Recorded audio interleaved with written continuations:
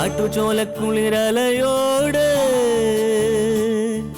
കാറ്റു പറഞ്ഞൊരു കഥയാണീ. കുരുന്നുപൂവിൻ കവിളുരുമി കരിവൻ തോതിയ കഥയാണീ. കാട്ടുചോലക്കുളിരലയോട് കാറ്റു പറഞ്ഞൊരു കഥയാണീ. കുരുന്നുപൂവിൻ കവിളുരുമി കരിവൻ തോതിയ കഥയാണീ. കഥ കഥ കഥ കാക്കത്തൊള്ളായിരം, കഥ കഥ കഥ കാക്കത്തൊള്ളായിരം.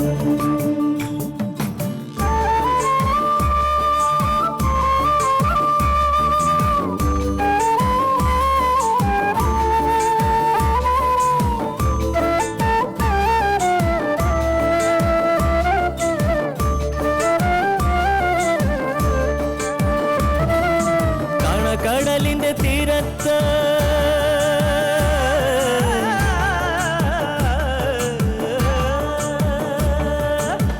കടലിന്റെ തീരത്തണയണ തിരകൾ പറയണ കഥയാണ്.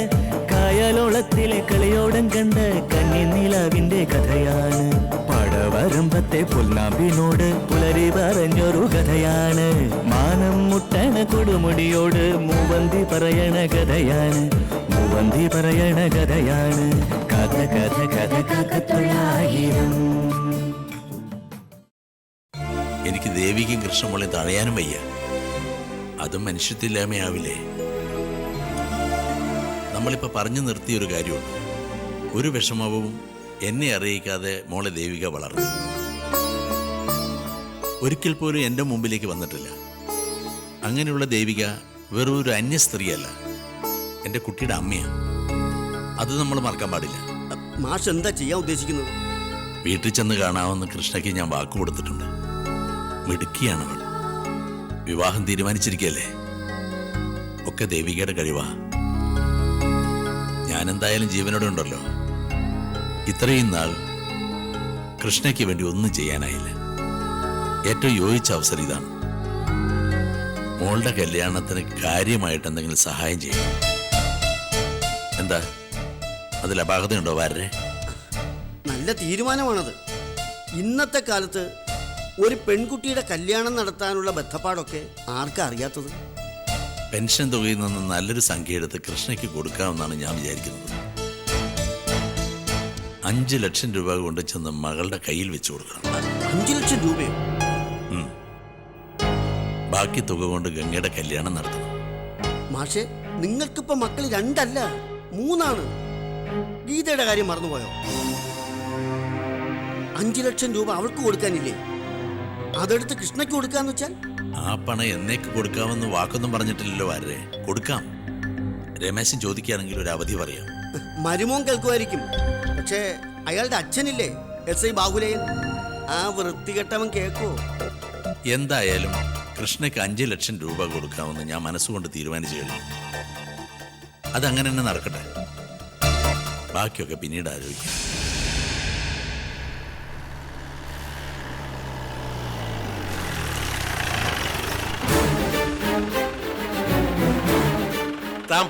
വിളിക്കാൻ വന്നാ ഇതെന്താ പതിവില്ലാതെ ഈ സമയത്ത്?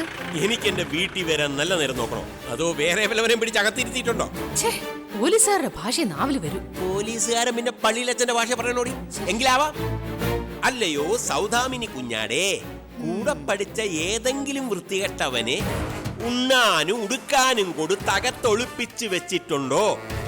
അങ്ങനെ പാപം ചെയ്യാനായി ഏതെങ്കിലും വൃത്തികെട്ടവൻ വന്നിട്ടുണ്ടെങ്കിൽ രണ്ടിനെയും കത്തിച്ചു കളഞ്ഞാൻ. ഈ മനുഷ്യനെ കൊണ്ട് തോറ്റു. നീ മാത്രമല്ല, ഞാനും തോക്കാൻ പോവുക. എവിടെ നിന്റെ മരുമോള്? എന്റെ മാത്രമാണോ? നിങ്ങളുടെ കൂടെ മരുമോളല്ലേ? എന്നാലേ മോന്റെ ഭാര്യയുടെ വീട്ടിലെ വിശേഷങ്ങൾ വല്ലോ അമ്മാവിയമ്മ അറിഞ്ഞോ? എന്ത് വിശേഷം? അറിയല. ഇവിടെ ആരും ഒന്നും അറിയല. സ്റ്റേഷനിലെ സുധാകരൻ അവരുടെ വീട്ടിന് അടുത്തായതുകൊണ്ട് സംഗതി എന്റെ ചെവിയിലെത്തി. എന്താന്ന് പറ. മുല്ലമുറ്റത്തെ മാധവൻ മാസ്റ്ററുടെ ഇളയ പുത്രിക്ക് മംഗല്യം തന്തുനാനേന. ആ, ഇനി നമ്മുടെ ജീവിതമേ കുന്തനാനേന. മനുഷ്യന് മനസ്സിലാവുന്ന ഭാഷ പറ. എടീ, ഗീതയുടെ അനിയത്തി ഗംഗയ്ക്ക് തകൃതിയായിട്ട് കല്യാണ ആലോചന നടക്കുക. ഉടനെ നടത്താനാ മാഷിന്റെ പ്ലാൻ. പയ്യൻ എറണാകുളത്തുകാരൻ, ബാങ്ക് ഉദ്യോഗസ്ഥൻ. അതൊരു നല്ല കാര്യല്ലേ? നിങ്ങൾ പിന്നെന്തിനാ ഇങ്ങനെ ദേഷിക്കുന്നേ? ഇത്രയും നാളായിട്ട് ഒരു എസ്ഐയുടെ ഭാര്യയായിട്ട് ജീവിച്ചിട്ട് നിനക്ക് മറ്റേതില്ലാതായി പോയല്ലോടി. വിവരം എടി പെണ്ണുമുള്ളേ, മേൽ പറഞ്ഞ മാധവൻ മാസ്റ്ററുടെ മൂത്ത മോളെയാണ് നമ്മുടെ മകൻ രമേശൻ കെട്ടിയിരിക്കുന്നത്. സംശയമില്ലല്ലോ. ആ മേൽപ്പടിയാൻ കല്യാണ ബാക്കിയായിട്ട് നമുക്ക് തരാന്ന് പറഞ്ഞ ഒരു തുകയുണ്ട്. എത്രാന്ന് ഓർമ്മയുണ്ടോ? 5 ലക്ഷം. ആ, അത് മറന്നിട്ടില്ല. ഭാഗ്യം. ആ തുക നമുക്ക് മേപ്പടിയാൻ നാളിതുവരെ തന്നിട്ടുണ്ടോ? ഇല്ല. തരുമോ? അതിപ്പോ തരണോ? വേണ്ടേ? വേണം. ആ,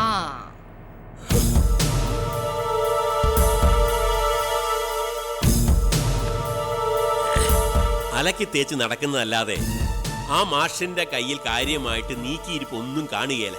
പെൻഷൻ പണം ആകെയുള്ളൊരു സമ്പാദ്യം. അത് ബാങ്കിൽ കിടക്കുന്നതിന്റെ ബലത്തിലാ ഗംഗയുടെ കല്യാണം ഉറപ്പിക്കാൻ പോകുന്നത്. ചെറുക്കൻ ബാങ്ക് ഓഫീസറാ. കല്യാണം ക്ഷേമമായിട്ട് നടക്കും.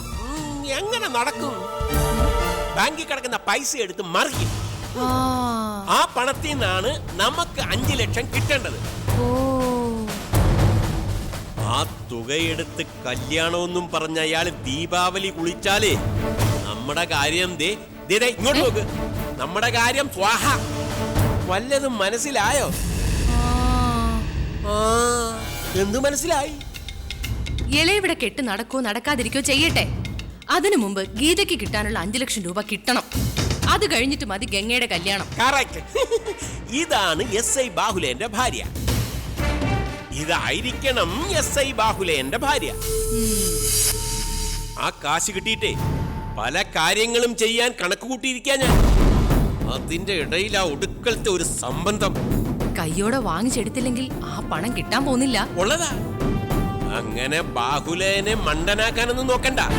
മാധവൻ മാഷ് ഇവിടെ വന്ന് 5 ലക്ഷം രൂപ എടുത്ത് മുമ്പിൽ വെച്ചിട്ട് ഹരി ഓം പാടും. അതിനുള്ള വിദ്യ അറിയാം എനിക്ക്. ഇളയ പെണ്ണെ പക്ഷെ ഗീതയെ പോലെ അല്ല, കേമിയാ. അവളുടെ കേമത്തൊന്ന് പള്ളി പോയി പറഞ്ഞാ മതി. എവിടെ രമേശൻ? അപ്പുറത്തുണ്ട്. ഓ, വെമ്പ്രോ നോക്ക് അടയിരിക്കുകയായിരിക്കും. നോക്കിട്ട് വരട്ടെ.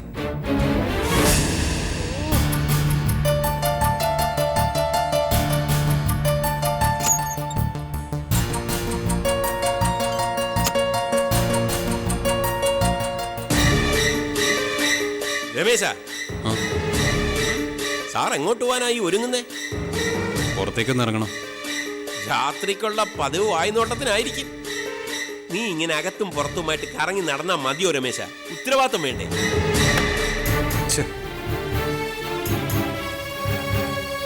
അമ്മായി അപ്പനുമായിട്ട് ഈയിടെ കോണ്ടാക്ട് ഒന്നുമില്ലേ? അടുത്തെങ്ങാനും മാഷെ നീ കണ്ടായിരുന്നോ? ഇല്ല, പ്രത്യേകിച്ച് ആവശ്യമൊന്നും വരാത്തതുകൊണ്ട്. എന്നാ ഉടൻ തന്നെ കാണണം. ആവശ്യമുണ്ട്. എടാ, ഈ സ്ത്രീധന ബാക്കിയായിട്ട് ഒരു 5 ലക്ഷം രൂപ കിട്ടാനുള്ള ഓർമ്മയുണ്ടോ? ആ പണം വൈകാതെ മാധവൻ മാസ്റ്റർ കയ്യിൽ നിന്ന് നീ വാങ്ങണം. ഞാൻ അക്കാര്യം അച്ഛനോട് സംസാരിക്കാനിരിക്കുകയായിരുന്നു. അച്ഛനോടല്ല, അമ്മായി അച്ഛനോട് സംസാരിക്കണമെന്ന്. അവിടെ ഇളയ പെണ്ണിന്റെ കല്യാണ ആലോചന നടക്കുക. ഗംഗയുടെയോ? അല്ല, യമുനയുടെ. എടാ, ഒരു പെണ്ണല്ലേ അവിടെ ഉള്ളൂ. കല്യാണം നടത്തി ബാങ്കിൽ കിടക്കുന്ന മുഴുവൻ പൈസയും ആ വാത്യാര് ദൂർത്തടിക്കും. അതുകൊണ്ട് 5 ലക്ഷം രൂപ തികച്ചും ഉടനെ കൈക്കലാക്കണം. ഞാൻ സംസാരിക്കാം. അയ്യോ, സംസാരിക്കാത്ത താമസം. മാഷ് പണം എടുത്ത് നിന്റെ കയ്യിലോട്ട് തരുമെന്നാ വിചാരം? എടാ, കല്യാണം ഒന്ന് കഴിഞ്ഞോട്ടെ, പിറ്റേ ദിവസം കാശ് തരാമെന്ന് അയാൾ പറയും. വേണ്ടി വന്നാല് ആ തള്ളയും സപ്പോർട്ട് ചെയ്യും. സഹതാപം തോന്നി എന്റെ മോനിങ് പോരുകയും ചെയ്യും. ഞാൻ പിന്നെ എന്താ ചെയ്യേണ്ടത് അച്ഛൻ പറ. ആ 5 ലക്ഷം വേണമെന്ന് നിനക്ക് ആഗ്രഹമുണ്ടോ? ഉണ്ട്. എങ്കിൽ നീ സ്ട്രോങ് ആയിട്ട് നിൽക്കണം. വെറുതെ ചെന്ന് ചോദിച്ചാ പോരാ, ഇതേം കൂടെ കൊണ്ടുപോകണം. എന്നിട്ട് കാശ് കിട്ടുന്നത് വരെ അവൾ അവിടെ നിൽക്കട്ടെ എന്ന് പറയണം. പറഞ്ഞാ പോരാ, പെണ്ണും പുള്ള അവിടെ നിർത്തിയിട്ട് വരണം.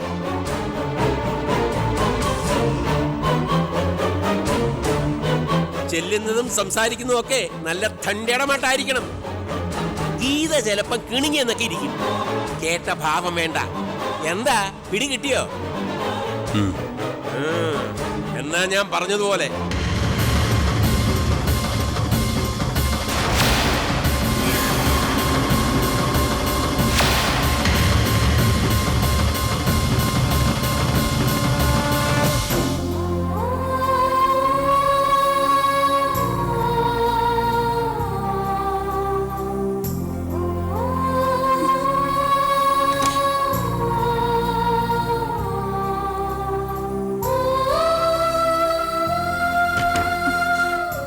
രമേശ് ചേട്ടാ ഇതൊക്കെ? അച്ഛൻ പറഞ്ഞത് കേട്ടില്ലേ? അതിനപ്പുറം ഒന്നുമില്ല. എന്റെ അച്ഛൻ വാക്ക് പറഞ്ഞതാ, ചതിക്കില്ല. പറഞ്ഞ അത്രയും പണം തരും. എന്ന് എന്റെ കാലശേഷോ? ഞാൻ വിശദീകരണം വേണ്ട. നാളെ രാവിലെ നിന്റെ വീട്ടിലേക്ക് പോകാൻ റെഡി ആയിക്കും. അത്യാവശ്യമുള്ള ഡ്രസ്സുകൾ എടുത്തോണം. ബാക്കിയൊക്കെ പിന്നീട്.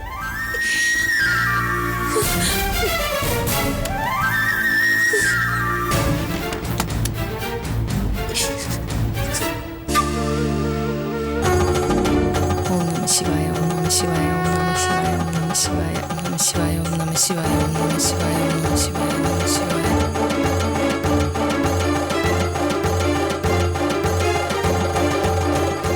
ഈശ്വര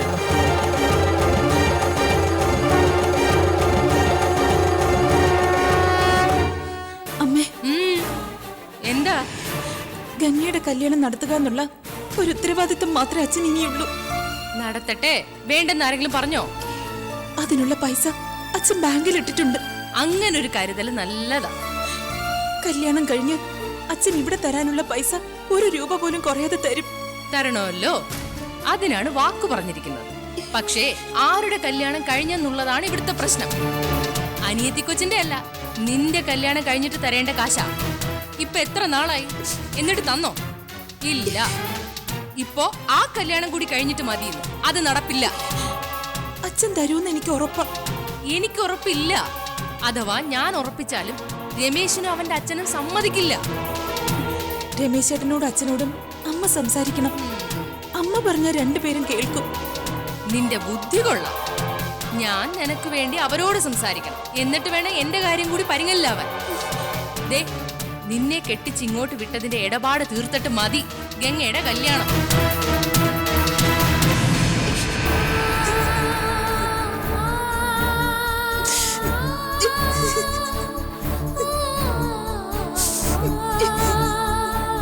നിനക്ക് സർക്കാർ ഉദ്യോഗമുണ്ടോ?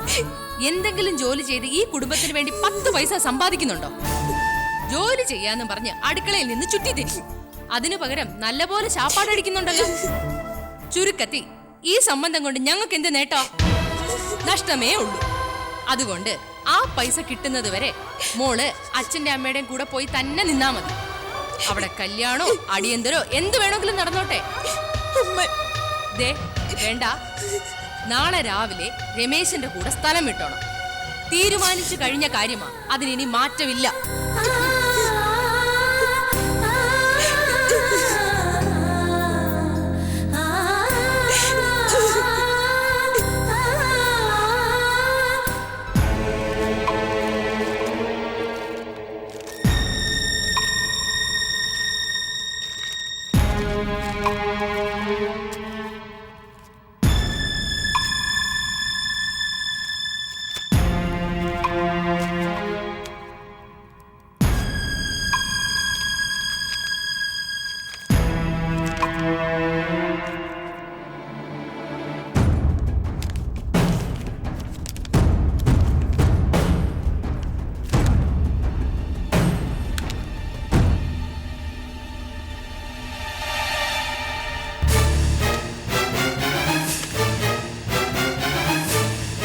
ഇതെന്താ?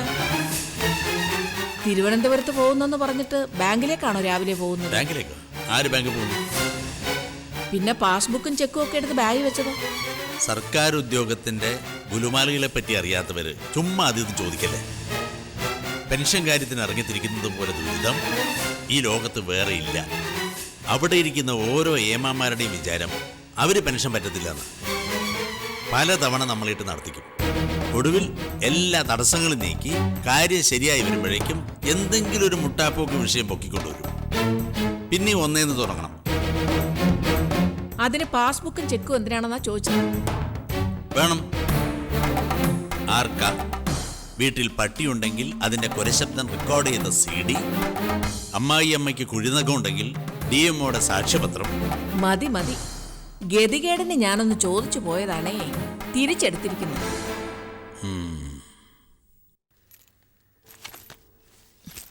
പോയിട്ട് അധികം താമസിക്കാതെ വരണേ. നാളെ രാവിലെയാ നന്ദഗോപൻ വരുന്നത്. വരുന്ന വഴി കുറച്ച് ഫ്രൂട്ട്സ് ഒക്കെ വാങ്ങിച്ചേക്കാം അല്ലേ? ആ, രമേശനോടും അവന്റെ അച്ഛനോടും വിവരം പറഞ്ഞിട്ടുണ്ടോ? പിന്നെ പറയേണ്ടത് നമ്മളെ മര്യാദ. വരുവോ വരാതിരിക്കോ അത് അവരുടെ മര്യാദ. എന്നാ ഞാൻ ഇറങ്ങാം. ചീപ്പെടുത്തോന്തോ. ഓ മതി മതി, ഒരുങ്ങി പോകാൻ നോക്കിയേ.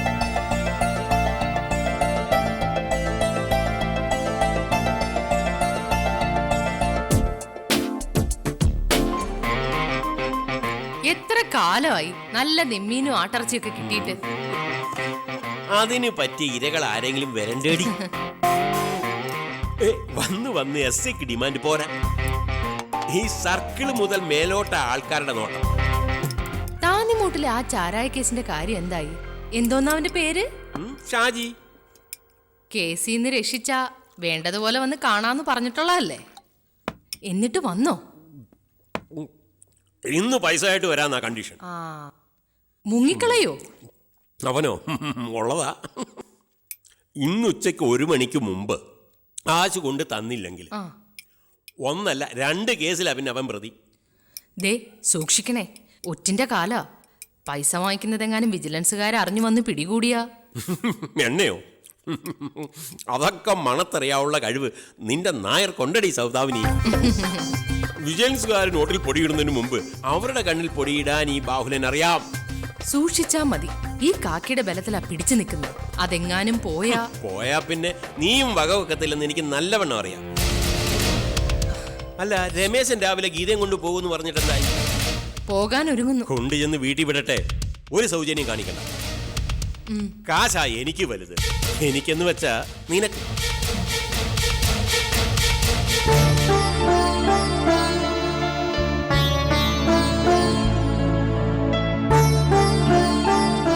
ഇതുവരെ കഴിഞ്ഞില്ലേ? ഇതെന്താ ചെറിയ ബാഗ്? 2 ദിവസത്തെ വിശ്രമ ജീവിതത്തിന്റെ പോവല്ല. ഇടയ്ക്ക് ഡ്രസ്സ് എടുക്കാനെന്ന് പറഞ്ഞ് ഇങ്ങോട്ട് വരുവാൻ വേണ്ട. ആവശ്യത്തിന് തുണി എടുത്തോ. ഉള്ളത് മതി. വേണമെങ്കിൽ അവിടെ ഗംഗയുടെ ഡ്രസ് ഉണ്ടല്ലോ. എന്നിട്ട് വേണം കുടുംബത്തിൽ ചർച്ച ഉണ്ടാവാൻ. ആവശ്യത്തിനുള്ള പോലും ഞാൻ വാങ്ങി തരുന്നില്ല. രമേശ് ചേട്ടന് കുറച്ചിൽ വരുന്ന തരത്തിൽ ഞാൻ ഇതുവരെ ആരോടെങ്കിലും എന്തെങ്കിലും പറഞ്ഞിട്ടുണ്ടോ? നിനക്ക് കുറവ് വരാതെ ഞാനും നോക്കുന്നുണ്ട്. അതോ ഏതെങ്കിലും സംഗതി കുറഞ്ഞു പോയെന്ന് നിനക്ക് തോന്നുന്നുണ്ടോ?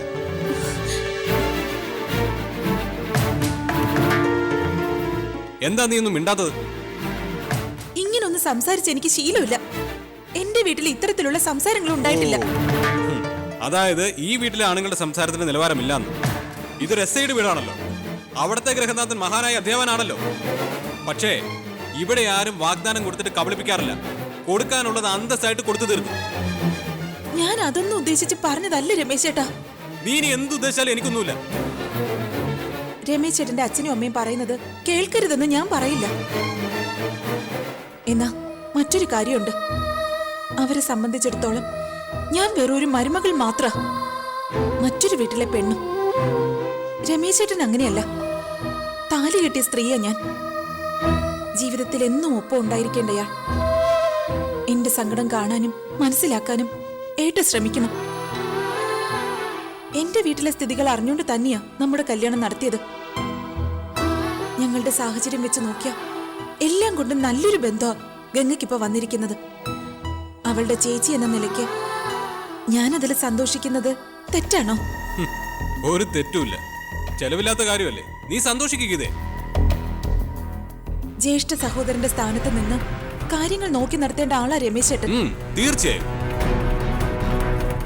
മറ്റുള്ള സഹായങ്ങൾ ചെയ്തില്ലേലും വേണ്ടില്ല. അച്ഛനത് പ്രതീക്ഷിക്കുകയില്ല. അഭിമാനിയാണല്ലോ അദ്ദേഹം. ഇപ്പോ നമ്മളെ കൊണ്ട് ചെയ്യാൻ പറ്റുന്ന ഒരു കാര്യമുണ്ട്. നീ പറ. ഗംഗയുടെ കല്യാണം കഴിയുന്നത് വരെ രമേശ് ചേട്ടൻ ഒന്ന് ക്ഷമിക്കണം. ഇവിടുത്തെ അച്ഛനോടും അമ്മയോടും ക്ഷമിക്കാൻ പറയുകയും വേണം.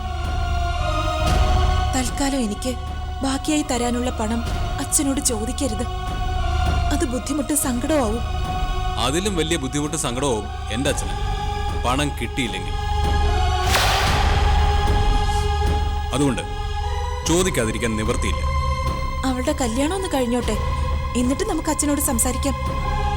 രമേശേട്ടൻ കൂടെ വന്നാ മതി. ഞാൻ ചോദിക്കാം അച്ഛനോട്. അത് മതി.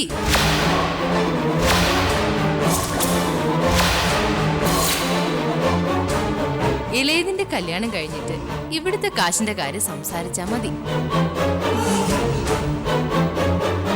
പക്ഷേ ഒരു കാര്യം, അത് കഴിഞ്ഞ് നീ ഇങ്ങോട്ട് വന്നാ മതി. അവിടെ കല്യാണോ കടിഞ്ഞൂലോ ഒക്കെ കഴിഞ്ഞോട്ടെ, ഇവൻ കാത്തിരിക്കും. കാശും കൊണ്ടല്ലാതെ ഗീത ഇങ്ങോട്ട് വരണ്ട.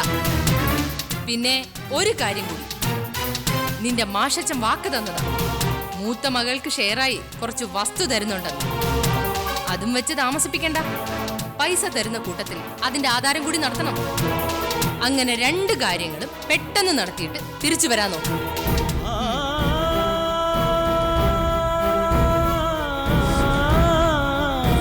അമ്മ പറഞ്ഞത് കേട്ടല്ലോ.